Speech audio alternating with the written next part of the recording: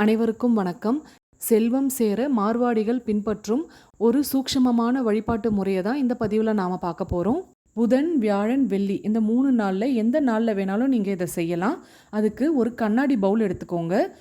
அதுக்கு மஞ்சள் குங்குமம் வச்சு இப்போ நான் சேர்க்கக்கூடிய பொருட்களை சேர்க்கணும். கொஞ்சமாக சோம்பு, கொஞ்சம் கிராம்பு, கொஞ்சம் ஏலக்காய், கொஞ்சம் அன்னாசிப்பூ, இது சுருள் பட்டை. சாதா பட்டையை விட சுருள் பட்டைக்கு ஆகர்ஷணம் அதிகம். அடுத்ததாக இதில் 11 ரூபாய், 21 ரூபாய், 51, 101ன்னு ஏதாவது ஒரு கணக்கில் ரூபாய் நோட்டை வைக்கணும். இதுதான் ரொம்ப முக்கியமான ஒன்று. குபேர எந்திரம் பதித்த காயின். இது ஆன்லைன்லேயே கிடைக்கும். அப்படி இல்லைன்னா பூஜை பொருட்கள் விற்கிற இடத்துல வாங்கிக்கலாம். என்கிட்ட ஸ்ரீ சக்கரம் பதித்த மகாலட்சுமி காயின் இருக்குது, அதையும் வச்சுருக்கேன். இந்த காயின் வைக்கணும்னு அவசியம் இல்லை, ஆனால் குபேர காயின் கண்டிப்பாக வைக்கணும். இந்த 3 நாளில் எந்த நாளில் செய்கிறீங்களோ அந்த நாளுக்குரிய ஹோரையில் செய்கிறது ரொம்பவே சிறப்பு. பூஜை அறையில் குபேரன் மகாலட்சுமி சேர்ந்து இருக்கிற மாதிரி படம் வச்சுருக்கீங்கன்னா அவங்க முன்னாடி ஒரே ஒரு நெய் தீபம் ஏற்றி இந்த பவுலை அப்படியே வச்சுருங்க. எதுவும் மாற்ற வேண்டிய அவசியம் இல்லை.